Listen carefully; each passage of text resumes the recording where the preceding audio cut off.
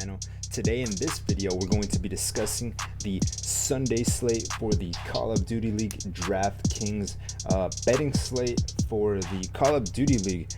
This slate is going to be taking place on Sunday, June the 13th, and is going to be consisting of 3 matches. The first one is going to be between Seattle Surge and the Paris Legion, and the second one is going to be between the New York Subliners and the Toronto Ultra, and the last one is going to be between Optic Chicago versus the LA Thieves. And if you guys stumbled across this channel, if you guys don't know what daily fantasy sports is, or if you don't know what Call of Duty is, basically what I do in this channel is I break down DraftKings picks for Call of Duty betting. For those of you who don't know, you can bet on Call of Duty matches on professional games with professional players, just like you do on sports, on a website called Draftkings. You can make money by just watching your favorite esports, including Call of Duty. I will be supporting more esports in the future, and with that being said, stick around if you like Call of Duty, and if you think you'd like betting and making money off of just watching the Call of Duty League, stick around. This is the right channel for you. So with that being said, I want to start talking about this clip we're watching here. Optic Chicago choked hard like they've done before, this time against the Seattle Surge. They allowed Seattle Surge, who was on a 10-game winning spree, to come back and beat them in this match.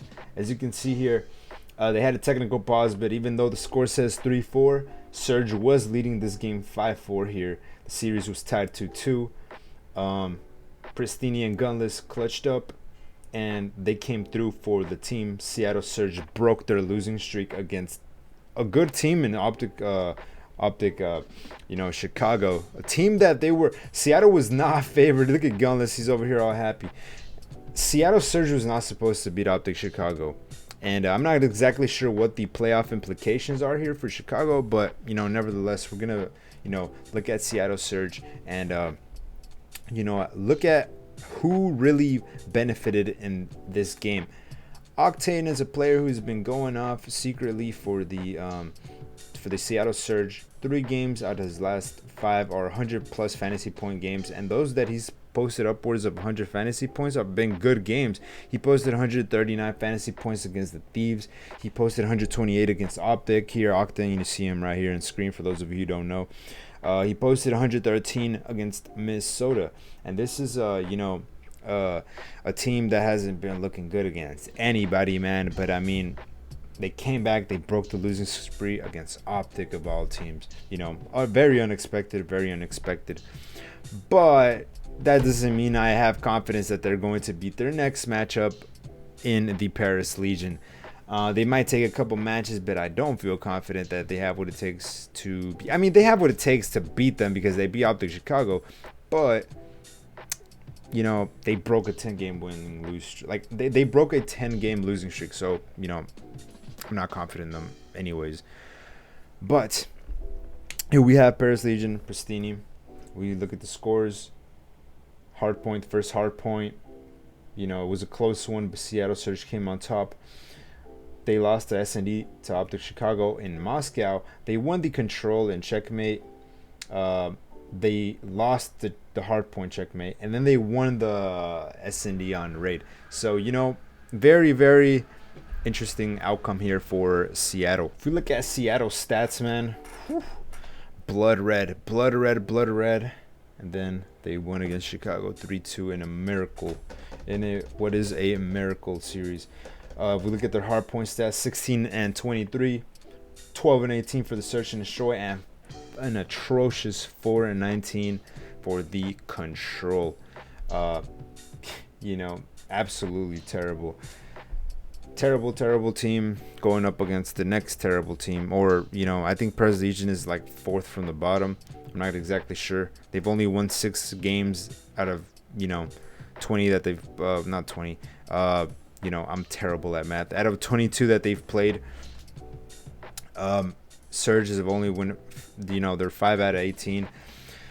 I really don't have confidence in Seattle, but if I were to have pick a player here, I would probably go with Octane because he's the one that's been showing a lot of promise. At 8,200, I feel like he could post up a serious game against the Paris Legion. If he is starting to feel himself, he's starting to get more confidence, the team is starting to get more confidence, they can come in here and push this one to the wire. Even if they don't lose, even if they don't win, he's shown that he can post up good numbers, you know, i.e. the match against Minnesota, he posted 113 fantasy points, and the one against the Thieves, he posted 139 in a loss. That's actually pretty crazy. Octane is the only value here on this team for me. The Seattle Surge team position at 2,800, wouldn't target it because I don't think they're going to win. I think Paris Legion can win this 3-2. It's going to be a scrappy one. And talking about scraps being scrappy, yes, scrappy is another no pun intended, is another pick that I have. I like here at 7,800. Scraps is a beast, and that's at the flex position, mind you. He's rather inconsistent, but I feel like Scraps and Aqua are like the workhorses of this team. And then you have Zaptius at 6,200, very cheap, cheapest player in the slate, I believe. Actually, no, Classic is the cheapest, but I wouldn't touch Zaptius. Very inconsistent as well. The only players I like here are probably also Temp at 6,800, just because he's, cheap, same range as Zaptius, but he has more upside. Temp, there isn't really like good value picks here in this matchup other than Octane and Scraps, or Octane and Aqua. Aqua, because I know Aqua is a beast and he has a lot of upside, and he posted 116 against the LA Thieves, and he's been fairly consistent the last 4 games. So I would say Aqua at 8,200. I would rather have Octane at 8,200. So if I would have to pick 2 plays from this matchup, I would say Octane and Scraps. And this is going to be a messy matchup. I really don't know what's going to happen here. I'm going to say Paris Legion 3-2. And with that being said, let's move on to the next one. So we're going to have a banger of a matchup here. Against the New York Subliners and the Toronto Ultra. New York Subliners being number 2 in the table, going against Toronto Ultra being number 3 in the table. New York Subliners have 20 wins and 9 losses. Let me update this here. 20 wins, 9 losses. As you can see here, Toronto Ultra have 20 wins, 12 losses. Both of these teams are in their absolute best shape. They're in their best form they have been all year. This is a very hard matchup to just get value out of, because, man, what is going to cancel out? Something's going to have to give. Some of these players aren't going to do as good. This is not going to be a 3-0. I doubt this is a 3-0 from anybody. And if it is a 3-0, it's probably going to be a 3-0 from New York, because I have my money on New York every single day, because they are the underdogs that always defy the odds. So if something crazy like a 3-0 would happen in this series, I would incline it to be from the New York Subliners side. However, I don't think that's going to happen. And this is going to be one of those matches that I feel is going to go to a Game 5, Round 11. Man, this is going to be a very good match. And if you're watching right now, make sure you watch this match, because it's going to be a freaking banger. Let's start with talking about Mac, who's been absolutely going the fuck off. And in a video that I was going to make for the Friday slate that got messed up and got corrupted, I was talking about how Mac was a little bit too expensive. A little bit too fucking expensive, man. But fuck, he proved me the fuck wrong, man. He posted 142 fantasy points when his price spiked up from 8,400 to 9,800. Usually players don't meet that value when their price has spiked up so hard. But Mac is like Bitcoin, dude. Like, this guy has just been going up and up and up. Maybe not recently, but this guy has just been going up and up and up. And his last 6 games have been incredible. Like, just incredible. This guy's hit a new level. Like, he's feeling himself. He's cracked out right now. Everybody in this team feels cracked out. It's just amazing. Oh, man, but it's going to be hard paying $9,000. It's going to be hard to keep paying $9,000 for Mac.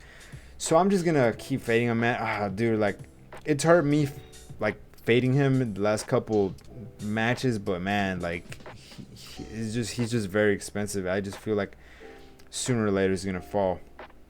Might be against Toronto, but he's been going parabolic like the crypto markets. Other than Mac at 9,200, which I think might be a value if he still keeps going up. His price dropped 600 fantasy points before his performance. So, because the Sunday slates prices were up. So, with that being said, maybe he is a good value at 9,200.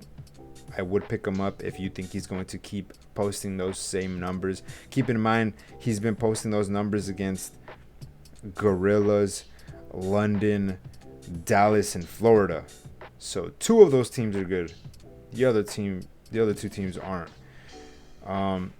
He posted 134 against LA Thieves when they were doing shit. So that counts as 3 teams that aren't good. He's posted up those numbers. And then Seattle, another team. So you could say he's been facing a lot of shit teams here in New York Subliners. But, still. Moving on. I feel like this game is going to be hard to target because everybody here feels expensive on the New York Subliners side, even though they might win. I think Mac is actually a good value here. Mac or Hydra are the only 2 players that I'm looking at here. Clayster at 8,800. Could be a good value. He posted a decent game today against London. Mac stole all the shine, but he posted 113 fantasy points. ASIM didn't do too high. He posted 97 fantasy points. But, he didn't do too fine. 8,400 for ASIM, maybe a little bit too expensive for me. Clayster, 8,800, a little bit too expensive. I would go with the absolute, just the cracked out, Hydra and Mac here for this, position to carry their team like they did today against London. On the Ultra side, I would try to. Bance has been on hitting another level too, man. These 2 teams, they've been on the come up, man. They've been doing something right. They've just been destroying everybody they face. They are just too good. These are the two of the best 3 teams in the world. Bance at 7,600 is at a very good price, man. Even though he just faced London and Gorillas, and Dallas, which all have been 100 fantasy point games, I do feel like Bance might not do too great here against the Subliners. Cammy at 9,000, Kleenex at 8,000, maybe Inside at 10. Let me tell you, I'm just gonna get 2 picks from this matchup. 3 picks. I'm only gonna get 3 picks. I think New York Subliners are going to win 3-2. The only picks I would pick from here would probably be Hydra at 9,800, Mac at 9,200, or I would probably pick Bance at 7,600, even though he's the cheapest. But I think I'm going to pick the cheapest because I don't think Cammy is going to do that well. I don't think Insight's going to do that well. And I don't think Kleenex is going to do that well. I do think they're going to lose, but I do think Bance is going to keep up his form. And he's going to show that he can do this against top-level teams. That's what I think. It might bite me in the ass, but I just don't find a lot of value in this matchup because these 2 teams are pretty fucking good, man. They're pretty fucking good. I don't know what's going to happen, but somebody's going to come out with the high fantasy pointage from this game. But with that being said, let's move on to the last match of the day. Between the Optic Chicago and the LA Thieves. Oh, and may I add, the Toronto Ultra are slight favorites at -140. I do think New York Subliners are a little bit better, but Vegas thinks that Toronto is going to win. But yeah, with that being said, let's move on to the next matchup. So both of these teams are coming off of a loss, as you see here. Optic Chicago 3-2 against Seattle Surge, and then the LA Thieves coming off of 3-2 loss as well to Minnesota Rocker. So typically, I would figure LA Thieves would have won.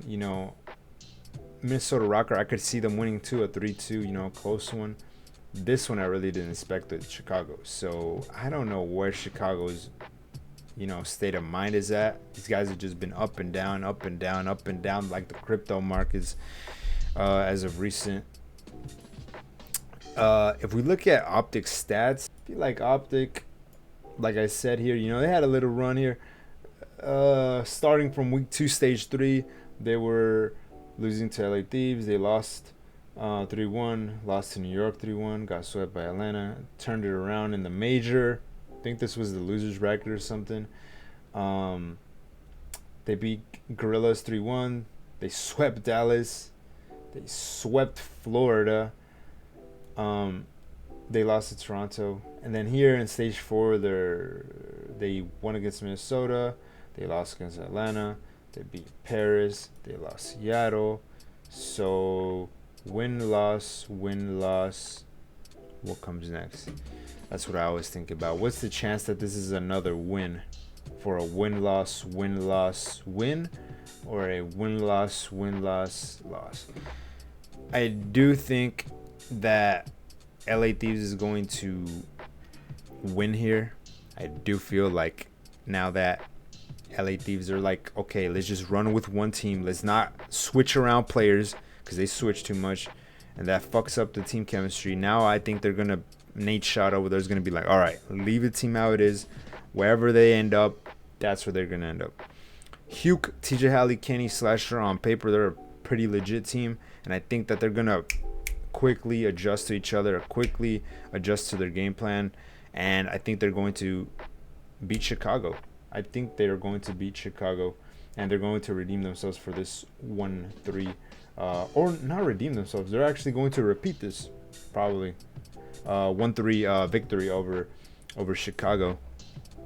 I don't look at the Thieves stats because this is a fresh team. Other than the game they just had against Minnesota, this is a fresh team, so the previous stats are irrelevant. But yeah, for Chicago, I really do feel like Chicago's hard point 28-20. As long as they don't play on checkmate, I think Thieves should be good. Search and Destroy, they're 19-17 Chicago, and the Controller 7-13. So, ideally you'd want to play on Raid, play on Raid, because I think that's Optic's worst map other than the Control, which is Raid is their best control map, but it's their worst search map, and it's their worst hardpoint map. That's weird. But yeah, hopefully if LA Thieves get their shit together, I think Huke is at a good spot, 9,600 for the flex position. I do think that Kenny at 7,800 is a very good price. I really do think he's at a very good price. Kenny at 8,000, or not 8,000, 7,800, and 11,700 for the captain position. I think Kenny is at an exceptional value. I really do think this is going to go to the distance. 3-2 matchup here between the Thieves and the Optic Chicago. If it's not a 3-1, it's a 3-2. Slasher, 8,600. I think that's a little bit too much for him. I mean, he did post 127 fantasy points against Minnesota, but maybe he is coming back with some heat. This is his first game back, so maybe. Kenny, I think, is the best value here, followed by Huke, and then I would say Slasher, and then I would say TJ Halley as the last player I would pick for the LA Thieves side. TJ Halley is just consistently a lower tier player. I mean, he is fairly consistent in the 60 fantasy point range. It's not even worth it, right? For Chicago on their side, I'm looking at Formal at 8,000 or 12,000 in the cap position. I really do think that's a good price for Formal. Envoy at 9,400. Dashy at 10,200 might be a little bit too expensive. I don't think he's going to do that great. I mean, last 2 games against Seattle and Paris, against terrible teams, he posted 100 fantasy points, but I really do feel like LA Thieves is going to win this matchup, so I'm not really looking at the Optic too much. I think if I had to pick 2, I would probably pick Formal and Envoy. Yeah, Formal and Envoy, I would say, for Optic Chicago here. If not Envoy, I would probably go Dashy. Fuck it, Dashy, sometimes he does go off. But for the most part, Formal is the one I look at here. And for the LA Thieves, Kenny and Hugh are my favorite values. I would play the team positions for either of these teams here because they seem to be pretty good. Both of these teams plant the bomb decently, especially Optic. I feel like Optic plants the bomb a lot, and their team position actually accrues a lot of points, even in losses, most of the time.